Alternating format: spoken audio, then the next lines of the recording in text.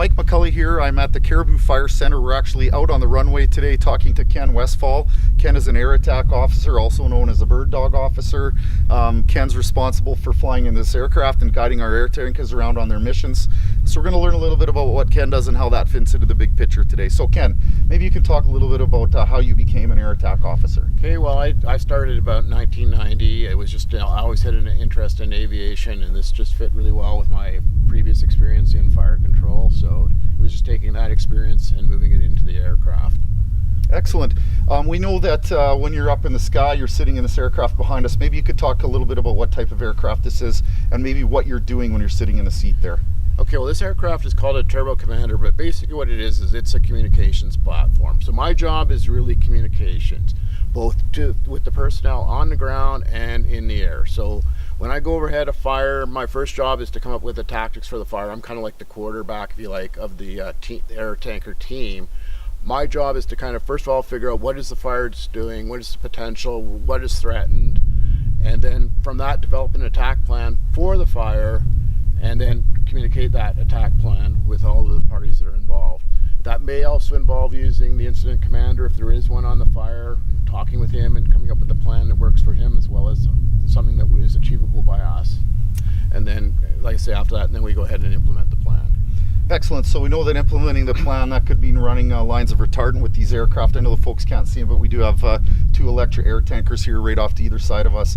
Maybe talk a little bit about how challenging it is to communicate in there, Ken, but how important safety is. We know you're talking to multiple people at the same time while trying to focus on a fire. Certainly challenging, but maybe talk a little bit about how you do that safely in an incident. Sure. Well, safety is paramount to our job. I mean, at the end of the day, that's the most critical part of this thing, and the reason that we're here. I mean, our job is to do it, make sure it's done safely. So we look at it first, we run through the lines first, make sure that they are actually achievable by the air tanker.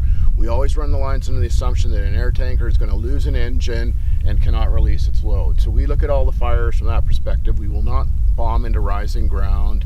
We have a whole set of safety parameters that we follow, and make sure that the whole mission's done safely. Yeah, excellent. Very important. Having worked on fires from the ground and talking to you in the air, sometimes I know how important you are for our initial attack.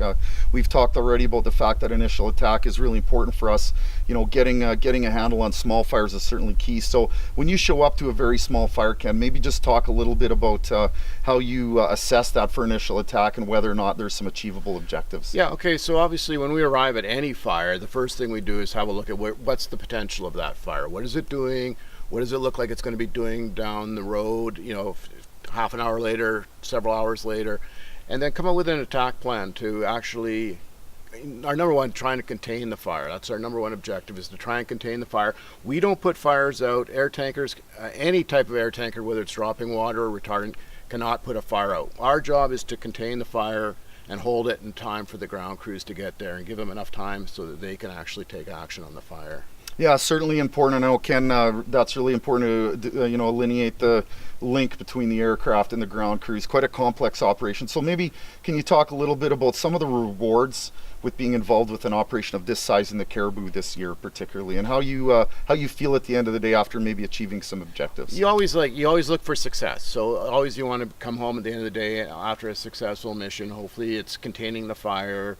Sometimes you win, sometimes you don't, and sometimes it's biting off small pieces. Maybe it's not necessarily actually fully containing the fire, but containing parts of it. Certainly there's a lot of value protection that we do, so any of the values, the homes or the structures, just protecting those from fire as well is very satisfying. Just trying to save as much as you can and make as much good out of a bad thing as you possibly can. Yeah, excellent. Well, I know, Ken, that every day in Williams Lake I've been asked to thank the people on the ground and the people in the sky for their efforts. So, on behalf of the community and all the folks in the Cariboo, just like to thank you on their behalf as a part of this important team. So cheers, keep up the good work and be safe. Thank you.